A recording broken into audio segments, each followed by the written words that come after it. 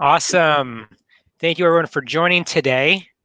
Today's webinar is really around logistics around the holidays and beyond. I'm feeling really grateful that we've got Ryan from FedEx joining us. Give everyone a shout out, Ryan. Hello, everybody. Thanks for coming. Yeah, super excited to have you on and to go through kind of what you guys have seen on the FedEx side and go through questions, and also making sure that we're addressing other people's questions that come in through the chat. So that's a great segue. If you want to put in your POV into the chat, please do so. Don't put your questions there. There's a separate questions tab somewhere on your screen that you can see. There's also polls. We'll be having some poll questions live.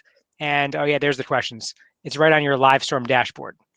So that's like really the logistics around this event. It's really going to be informal. It's going to be fun, and hopefully people have some takeaways and some nuggets they can bring back into their business. I do appreciate everyone taking time after this e-commerce Super Bowl to spend time with Skubana and with FedEx. And so without further ado, Ryan, do you mind sharing just your brief background with the audience? Sure, absolutely. Thanks, Chad. So I'm Ryan Kelly. I head up global e-commerce for FedEx. I've been with FedEx for 12 years, and my focus is mainly e-commerce strategy, the e-commerce ecosystem, relationships in the space, and I have a kind of an unnatural passion for returns and logistics within the supply chain. So really excited about the conversation today as we're in peak. Yeah, and I was also very piqued, or it piqued my interest that you have a CFA in your title, which is interesting. So you bring a very unique background to the crowd. I see were you doing equity research or investment banking? I did both. So yes, I'm a finance and accountant that is now doing marketing, which is kind of an interesting thing all in itself. But yes, I do have an investment banking background, and so I have maybe a more analytical approach as we think about the e-commerce space. That's awesome. I actually used to be on the equity research side myself. So very cool to have that in common. So look, it's definitely been crazy. I'm just in shock at what's happened in the e-commerce world and the shift of spending going from offline to online retail. I think the last stat that I recently read was around that 40% of retail right now is online, which blows my mind. And of course, since we just experienced the biggest Thanksgiving, Black Friday, Cyber Monday, you must be maybe kind of relieved? We might be a little on the busy side. But yeah, there's interesting stats. You know, like we have the headline stats, and as we kind of dig into what's happening in this space from a lot of different industry partners, it's going to be interesting to see kind of what is actually happening in e-commerce, whether you're talking about new people who, you know, used to not kind of endeavor in e-commerce, if you talk about average order size, if you talk about what people are buying, what they're not buying. I'm going to geek out once I get kind of all the stats, aside from just the headlines, you know, 20+% kind of year-over-year growth.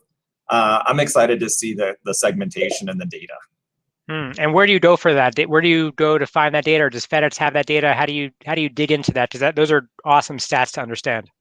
They are. It's kind of all over the board. So some of it is, you know, FedEx proprietary data, and then of course, you know, our friends at Forrester and Gartner, and then, you know, some of the other sources that we might have access to. So, and all of it's not always consistent, and so it's kind of interesting to see, you know, as you're kind of digging into it, the different perspectives and who's made assumptions that, you know, you might, from our equity research days, you know, you kind of punch a hole in that assumption, like, okay, that number doesn't make sense, or this is what this number actually means. So yeah, I think it's interesting for online retailers, like they go through the Turkey 5, as they're calling it now, and then they assume that holiday spending is over. But you just alluded to earlier that you guys are still insanely busy. Is that correct? We've been insanely busy since March. Obviously, you know, COVID has changed the way of life for everyone, and especially how people shop. So we're talking about a peak on top of a peak. And we don't talk about, I think you called it the Turkey 5. We talk about cyber season at this point, because it's more than a month-long slog. And if one of the phrases we have here at FedEx is everybody needs to shop and ship early, cannot encourage that enough. We have been seeing kind of strong demand since March. It continues to peak, and yes, things are hectic right now. Yeah. And I think it's so hard for brands and retailers, and I'm sure FedEx probably too, to figure out like what the next 6 months will bring.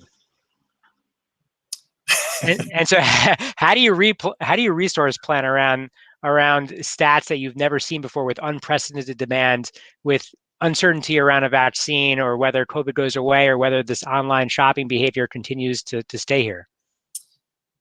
Yes. So there's a lot kind of in there. We're in the process, or are well into the process, of hiring 70,000 people for peak. So wow, let the magnitude of that number kind of sink in for a minute. That said, it's not like we haven't been hiring all year long, all through COVID. If anybody's looking for a job and is willing to work hard, go to careers.fedex.com. We are hiring. So let's say that's one piece kind of the story. We've also been making kind of tremendous capital investment in our network kind of all year long, and we have been for years. And then we've been doing things like advancing our network so that we're actually operating and delivering every single day of the week. A lot of carriers and other competitors don't ship and deliver every single day of the week, but we are doing residential delivery year round, Saturday and Sunday. Right.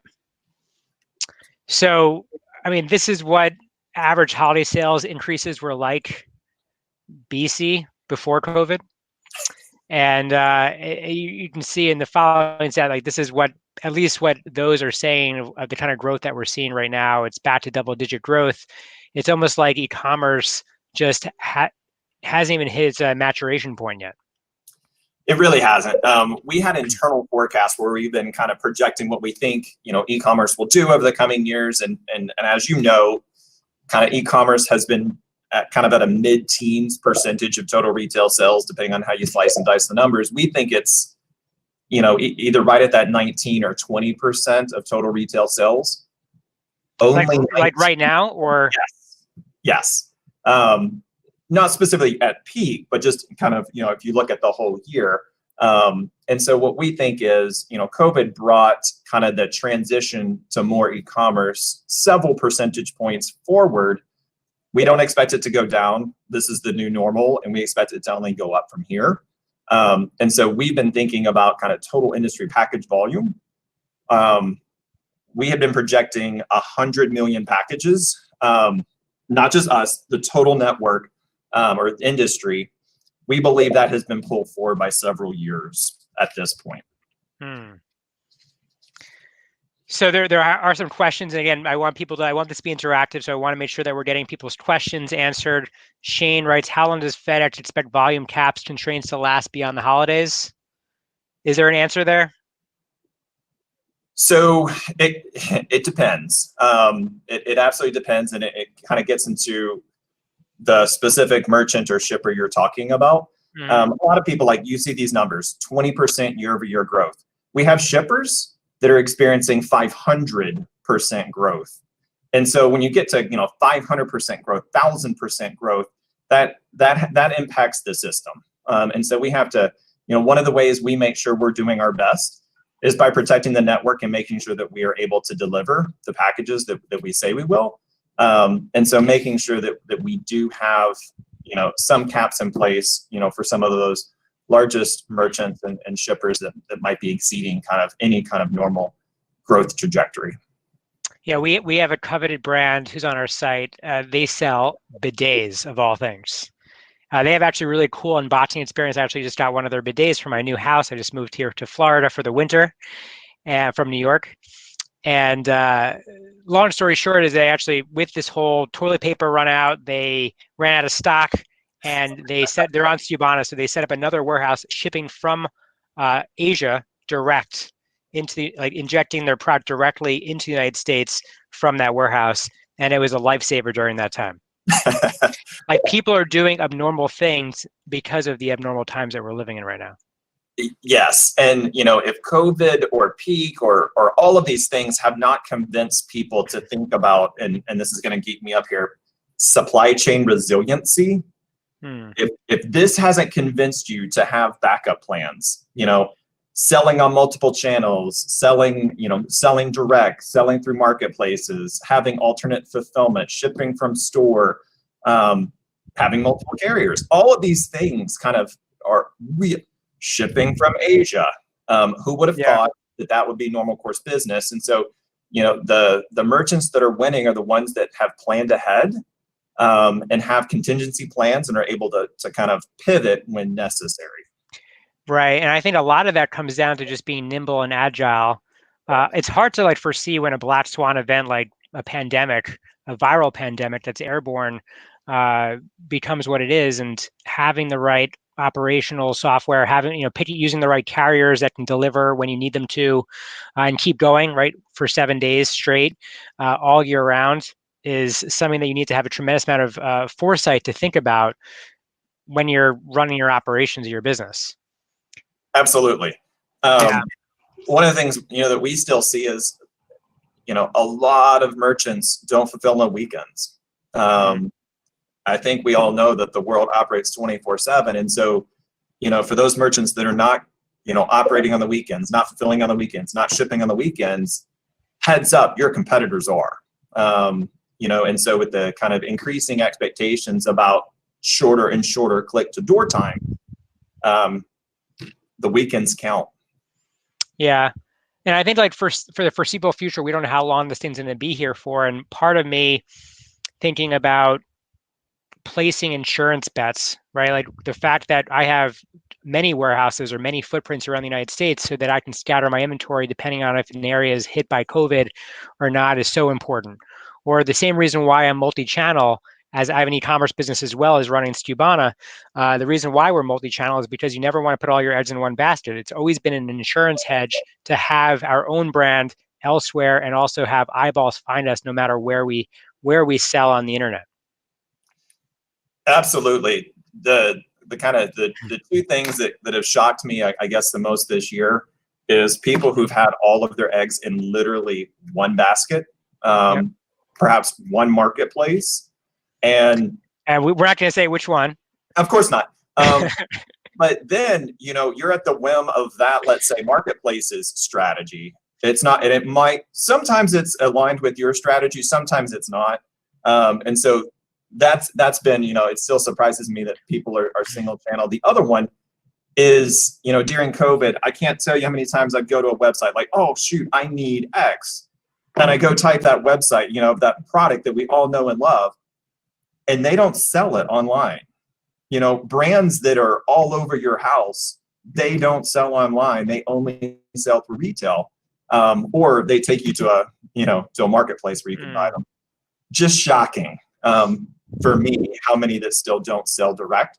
And the conversations we're having is, hey, this was on our digital roadmap couple years out. We need it now. We need to execute absolutely now. One of the things that a lot of brands saw when COVID first started hitting March, April, May was obviously the shutdown of Amazon's fulfillment centers, and they had to quickly pivot into being FBM. And I've always said that you needed to be, that Amazon's really just a channel, not a business, and you want to be everywhere online. You want to be playing Monopoly everywhere. And I think you want to do the same thing when you're doing your fulfillment strategy too. Would you agree with that? Like having multiple locations for fulfillment, getting closer maybe to FedEx hubs as part of that strategy? Absolutely. It kind of, again, the supply chain geek out here. So many people merchants only fulfill out of one location. And generally speaking, that location is on a coast. Despite the fact that you can hit 100% of the US population in 3 days from Kansas. Is that true? Not many people have fulfillment in Kansas, but that's where you should be if you were only going to fulfill out of one location, Kansas or Indy, something like that. And so you see, merchants, they set up their own fulfillment. It's usually on a coast. And the conversations we've been having are, you need a backup option. Go ahead and outsource the other coast to to a fulfillment provider, it gives you that supply chain resiliency. And if need be, you can technically fulfill nationwide out of anywhere. And so just making sure you have a backup choice, at least 2 facilities, is a no-brainer. Yeah, and just a plug for Skubana, right? Skubana allows you and gives you the agility and allows you to be nimble to actually execute on a multi-warehouse footprint, and gives you pretty much infrastructure of Amazon without the kind of capital investment that's required. So there were some other questions that came in here. One specifically around Amazon. Does FedEx 3PL Logistics provide solutions for Amazon FBA prep and replenishment? Can you repeat that, please? Does FedEx 3PL Logistics provide solutions for Amazon FBA prep and replenishment? So for fulfillment by Amazon, like, do you guys do the prep, the workflow prep? And that's probably a very specific and granular question that you may not have the answer to right now. Yeah, I would say for the vast majority of our 3PL and fulfillment operations, we're fulfilling direct to consumer versus feeding an FBA facility. Now, in terms of FedEx and having also the FedEx Smart Post option, you want to share what FedEx Smart Post is before we even get into that? Somebody on the call may not know about these different options. Yeah, so FedEx Smart Post is a work share where it's both FedEx and leveraging the U.S. Postal Service for some of the last mile delivery. That said, we're in the process of insourcing that volume so that it's actually a FedEx experience end to end. That's something we made a commitment to do because wow, I didn't know that actually. Yeah, so we believe it's very, very important, for our brand and our experience and our transit to have the best network there is. And so we've actually insourced that volume. And would it be a FedEx delivery truck delivering that? I know another competitor on the market sometimes uses like a van that's rented, and you get like someone that's not in a brown shirt. So generally speaking, it depends. We have both FedEx Express and FedEx Ground would be delivering. During the holidays and during peak, there are times where it would not necessarily be a full branded experience, but it would conform to all of our delivery and service expectations. And Ryan, you had mentioned that you're enabling or empowering brands to go direct to consumer. How is FedEx handling that? How are you supporting those brands along with also marketplace sellers, right, during COVID, during the holiday season, and through the cusp of the new year? So if I understood your question correctly, so not only do we deliver, but we also do fulfillment, multi-channel fulfillment. And so, we are delivering, all year long. We're fulfilling all year long and helping our merchants kind of with that experience across all of their channels, whatever they might be.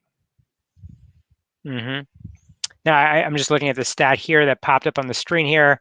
Sales for Cyber Week 2020, $34.4 billion. These are pretty large numbers, I'd say. Yeah. And I think probably the most interesting one here is that almost 10% of all the new online sales are by people who haven't shopped online before. Yeah, absolutely. When you start, that kind of goes back to my other comment. When you start to peel back the information about like who's shopping, what are they shopping for, what are they buying, where are they buying from? Another interesting kind of stat is the number of new brands and merchants and retailers and marketplaces that consumers are trying, with some of the limitations that we've had kind of all throughout the COVID experience. Experience is a bad way to put it. People have been trying new things. And one of the biggest ways that we encourage, smaller merchants that are trying to kind of break in and trying to get, consumers to try them for the first time, it's going to sound kind of crazy. It's the return policy. Return policies kind of oftentimes, don't sound, all that cool, but they actually matter a lot. Some of our stats say that return policy is second only to cost of the product that leads to cart abandonment. And so if you have kind of a liberal return policy, it encourages consumers to take a chance on your brand when they might not have had an experience with you before. Yeah, but on the flip side to that, I do think having really easy returns is so important, right? And I think at least I started adopting the same policy that Zappos had early on, because I think Tony Hsieh, and rest in peace, great book, by the way, Delivering Happiness, for those that are listening to the call. He always was about just making it super easy and accepting returns no matter what. And so I, at least on the e-commerce side, started offering free shipping, free returns from like 2007 onward, inspired by Zappos. But I do also think the flip side of that is, like, I just went and shopped on Zappos and I bought 12 pairs of shoes to try on, and I'm going to probably be returning 70 or 80% of those. Yeah. So, hey, that's a policy and that's a brand strategy that you've made for your retail store, that Zappos has for theirs. It's not necessarily the right thing for every store or merchant. Totally. And so I just encourage merchants, think about your brand, think about your brand experience, think about your cost structure, and think about who you're competing with as you set, your shipping policies, your return policies, and what they look like. I do believe that more and more consumers care about sustainability than ever before, and yet they haven't connected the dots with sustainability and e-commerce. And whether you're talking about, the people who on a whim order from the same website every single day versus, hey, I could do one order a week. I really didn't need that spur of the moment, shoe rack. It's gonna be delivered to my house and it's gonna wait for 4 days for me to install it. Encouraging people to shop bigger cart sizes less frequently. That is a trend we have seen, which is actually good from a sustainability standpoint. But then also on the return side, you on the shoes, don't mean to grill you here, but like if they were to have given better information about the shoes, more pictures, more models wearing them, how they fit, and all of those kind of things, do you think you would have ordered less? Well, you know what? It's interesting. I don't want to get too personal here. I have overpronation, so I have a flat foot, and it's affecting my low back. And so I've been like looking through for the weekend, and I have a 15-month-old, so I'm like picking him up, I'm playing with him. I just moved into a house, so I've got like tons of low back issues. And so I think for me, it's finding the right fit is like finding the right wife. It takes a long time. It takes careful diligence, right? Many dates to find the right one. I am not going to quote you on comparing wives and shoes. Not going to happen. So there have been more questions coming in. Some interesting ones here. We're just going to do a lightning round. First of all, I didn't even know that FedEx acquired ShopRunner. Congratulations. Announced it yesterday. Hasn't closed yet. Super excited about it. Wow. Yeah. More good stuff to come. That didn't hit my news feed. Can't discuss the detail. Okay. I see that in the questions. Your view on what's more important. I have a view here too, but the returns policy or having free shipping policy? Ooh. So I mentioned the returns is 2. It flips between 2 and 3, and the other one is free shipping. By the way, I get that everybody uses the term free shipping. Hate the term free shipping. It's not free. It's subsidized. And it doesn't sound cool or sexy to say subsidized shipping, but it reminds people that you are paying for it. It's just how you are paying for it. It's just you're saying it's embedded in the price, in the retail price. Yeah, it's in the price. It absolutely is in the price. And so I think you have to think about that. Yes, everybody wants free shipping. And one of the questions that I get a lot is, same day. How important is same day and 1-day shipping and 2-day shipping?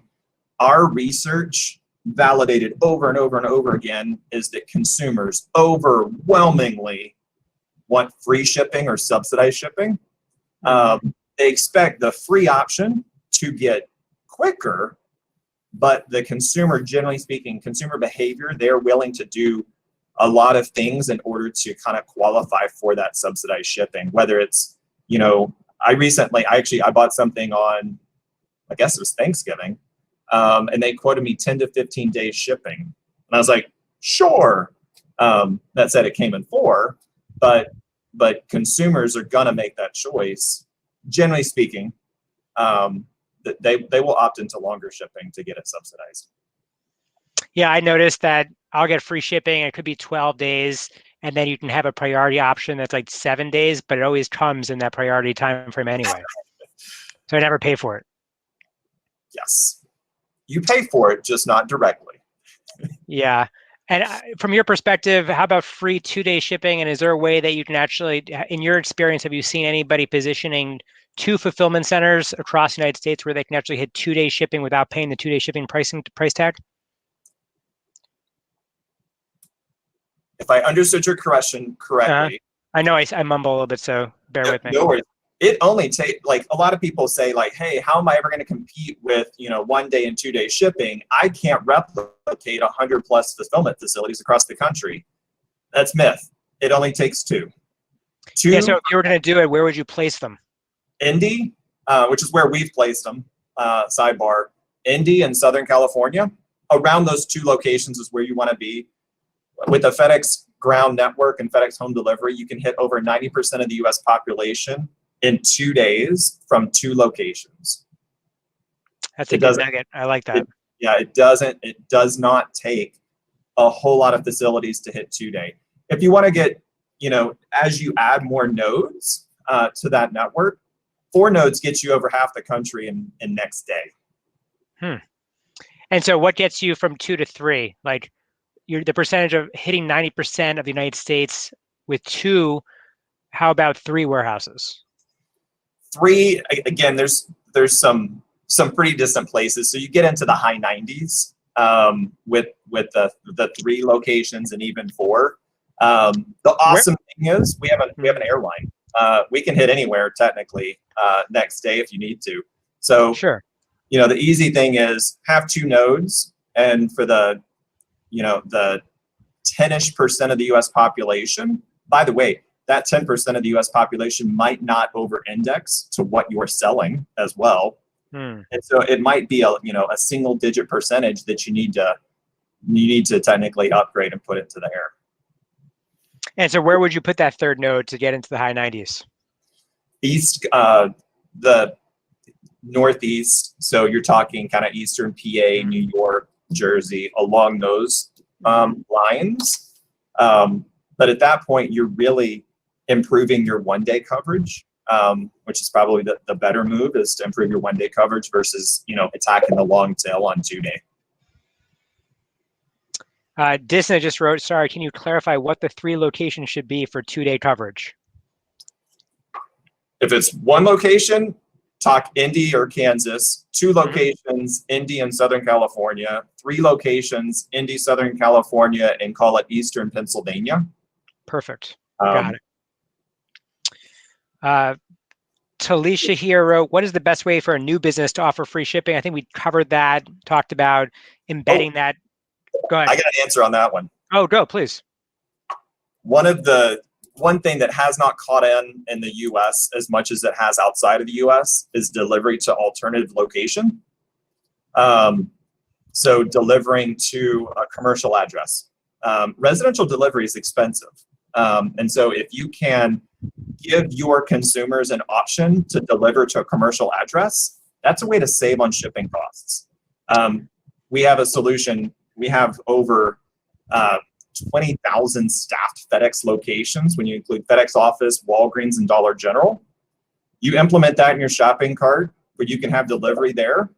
Small merchant's going to save about $4 on a residential surcharge. That's real numbers. All right, wait, back up the truck. Pun intended. Hold on 1 second.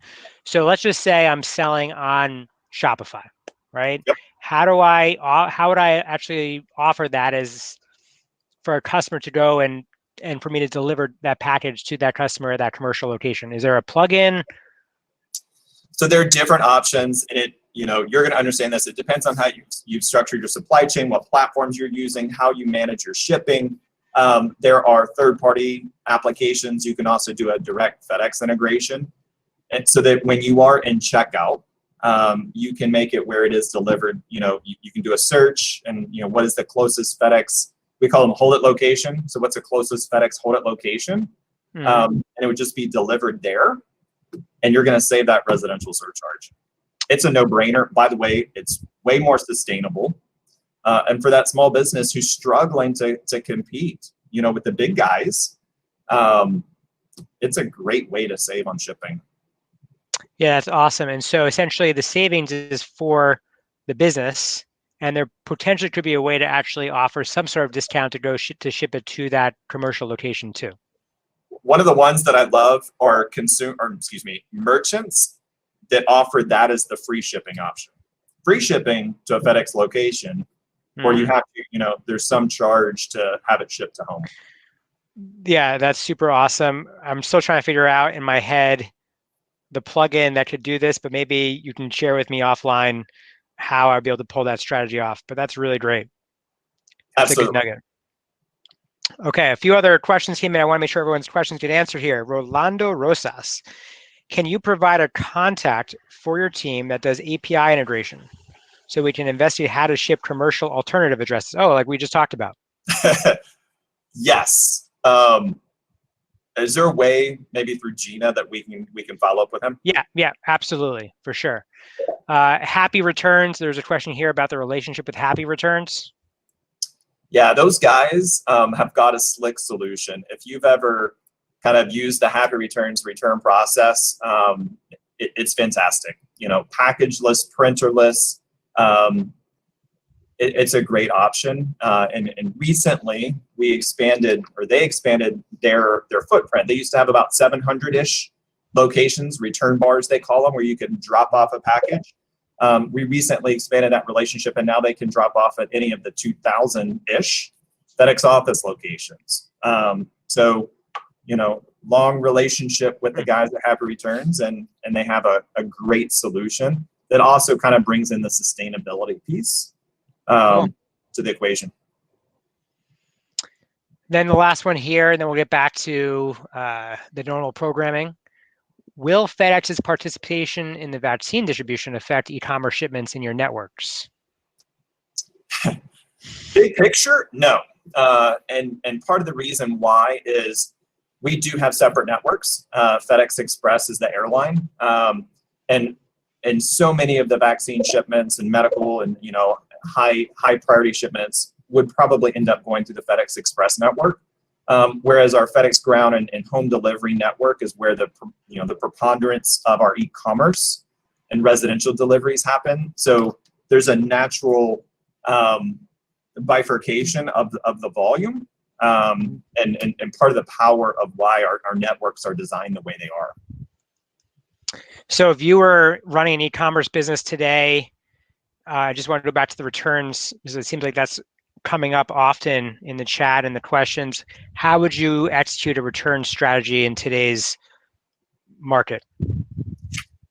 I go back to, who are you? What is your brand? What is your experience? What is that experience you're trying to have for the consumer?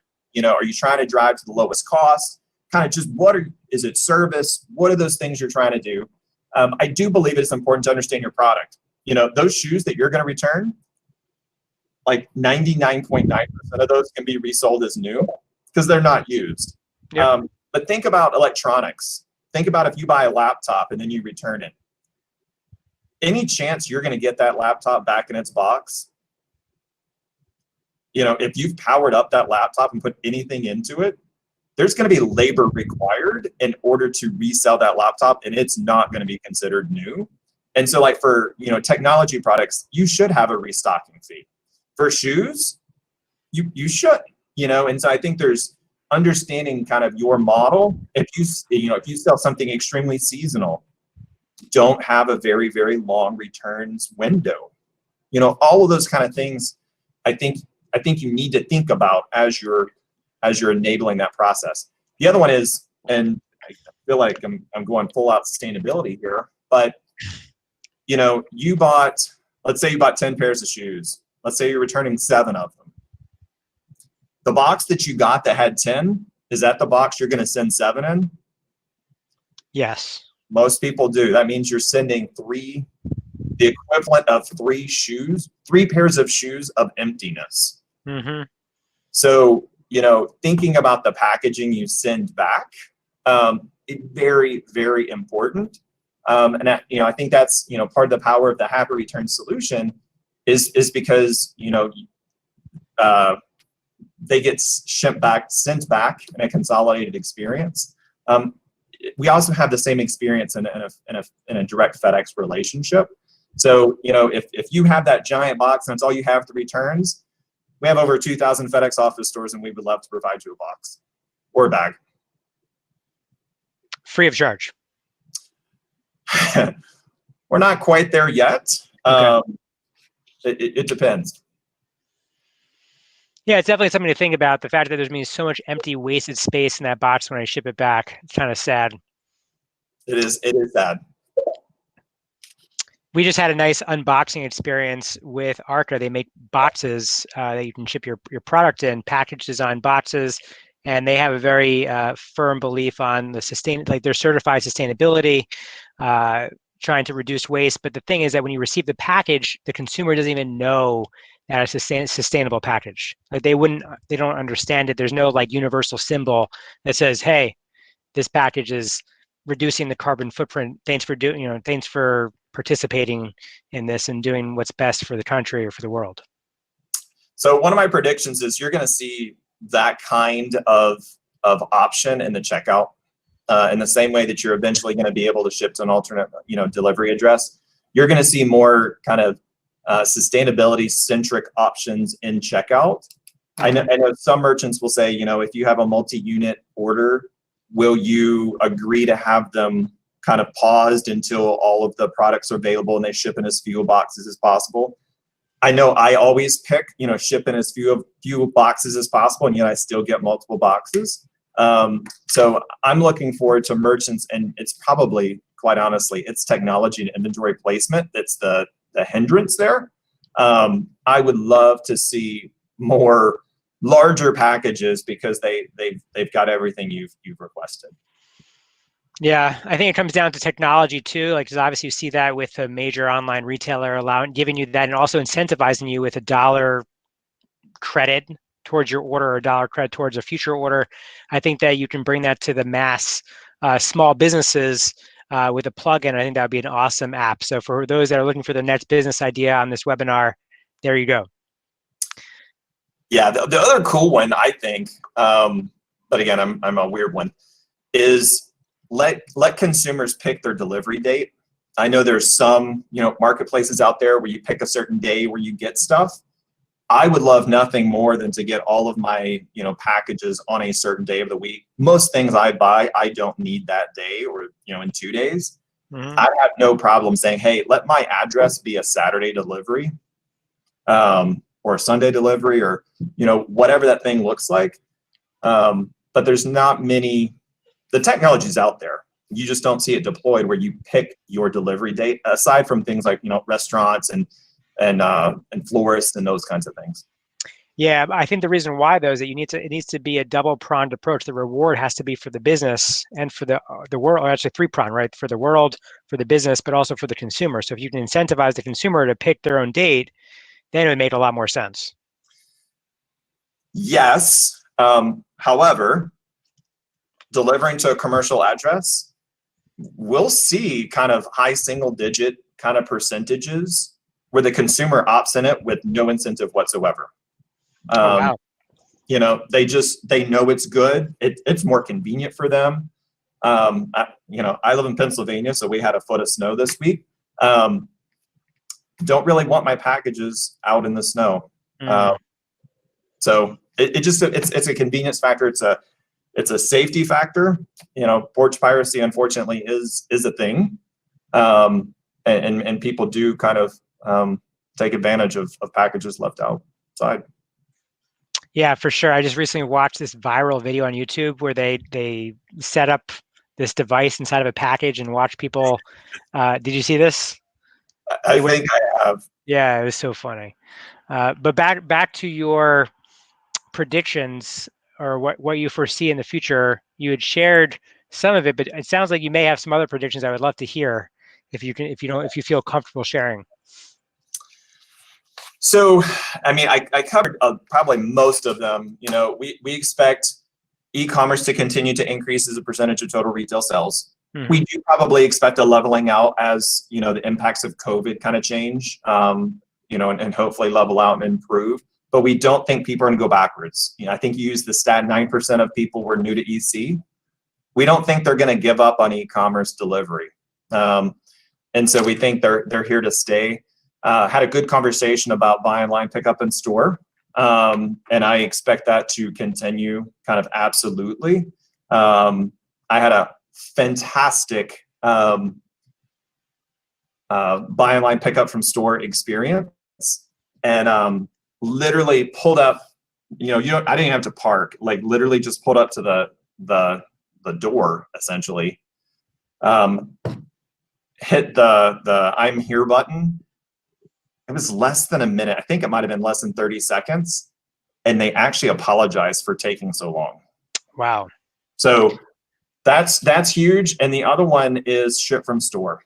We are seeing more and more merchants kind of lean into ship from store to the supply chain resiliency piece. If you have inventory wherever you have it and you make it available, that's part of your fulfillment strategy.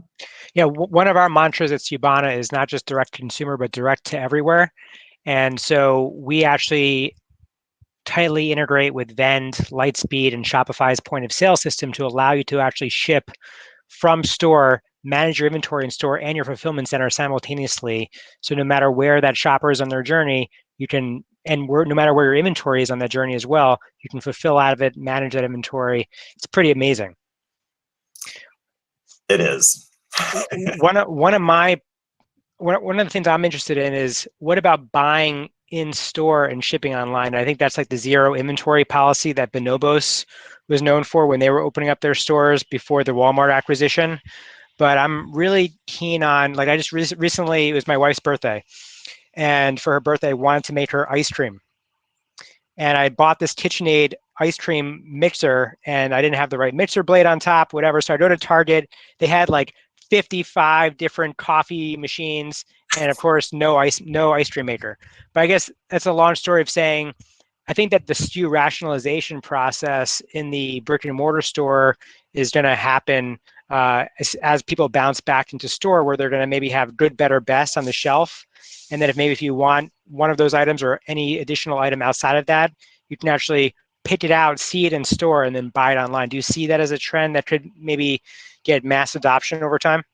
I do. And a couple of pieces here. So many brands only carry, you know, a limited assortment in retail stores. I'm hearing as much as 90% of their SKUs are only available online on that retailer's, you know, website. So drop shipping absolutely is going to continue to kind of grow there. It also helps with just leveraging inventory and inventory turns. That said, you know, and I'm older than you are, but do you remember Service Merchandise? No. So it was a retailer, and a lot of what was in their stores wasn't for sale. You kind of walked around with a little tablet and you wrote down what you wanted to buy, and you took it to the checkout, and then they brought it from the back to you. We're talking about a retail concept 30 years ago. And the reality is, if they had kind of e-commerce and residential delivery back then, you would still be hearing about Service Merchandise. Terrible name, but interesting. Yeah, interesting business model. Before its time, we'll call it.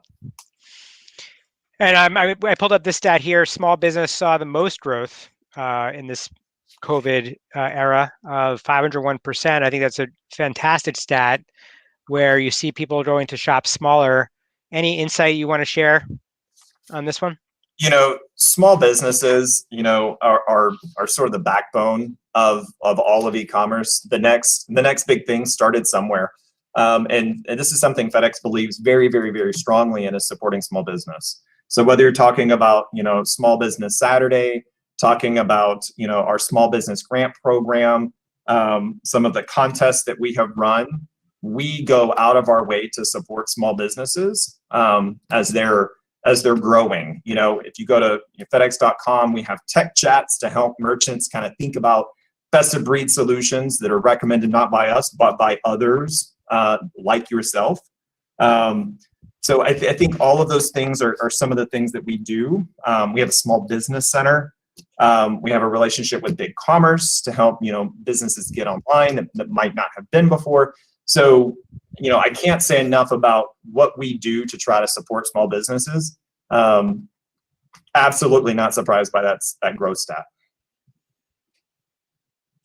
Looks like another question came in from Cynthia. Will FedEx be rolling out broader to shippers their mobile dock visibility? I don't even know what that means, but you may know more about that.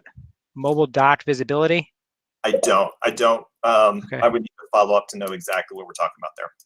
Okay, we'll pass on that one. All right.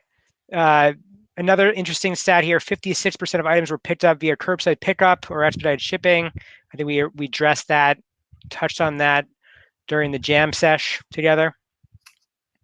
What was the most interesting deal that you got when you shopped on? It sounds like you went shopping during Thanksgiving. I did. Let me think what I could actually share. So I have a little girl. She's just over 2, and she got the most awesome pink monster truck you have ever seen in your life. Didn't know they made them, but I'm really excited for her to see her pink monster truck this year. Oh, that's awesome. Yeah, my 15-month-old is super into trucks right now. So he has this truck book, and every time he hears a truck outside, he wants to go outside and see the truck. Yes. It's been fun to see. Yes, my daughter's name is Kate. Trying to get Kate to understand the difference between a FedEx truck, a UPS truck, and the other trucks in the neighborhood has been a fun experience. Yeah. Well, look, I really appreciate you taking the time with us. Is there any last things you want to share with the audience, or anything that you think we forgot to cover? 2 things.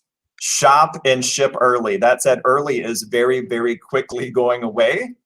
So there's not a whole lot of time left to make sure that you get those packages delivered before the holidays. So please shop and ship early. It's number 1. Number 2, FedEx Delivery Manager. I don't know about you, but I kind of love to know when things are being delivered, and not just because I'm a FedEx, person or FedEx geek. I love to know when things are delivered. And as you probably know, the last thing you want is a doorbell ring when your daughter or son is sleeping. So I appreciate the notification that says a package was just delivered, as opposed to that doorbell ring, and FedEx Delivery Manager gives you that visibility. Doesn't sit in the snow long. And so I encourage you to sign up and download FedEx Delivery Manager. Is that free? Absolutely. Cool. And then lastly, where can people find out more about you? Where can they find you if they want to learn more about some of your predictions or some of your analysis? Yeah, so the easiest way to find me, because there actually are quite a few Ryan Kellys amongst the 500,000 of us here at FedEx, is via LinkedIn, Ryan P. Kelly. Via LinkedIn is probably the easiest option, or rpkelly@fedex.com. Cool. Gina just dropped that in the chat there for those. And so, Ryan, I want to just thank you for taking time out of your busy day, especially during this peak season, to join us on this webinar. And thanks to all those retailers and brands that joined us on this webinar. Hopefully you found this fascinating, and enjoy the rest of the day. Thanks, Chad. Thanks, everybody. Thank you.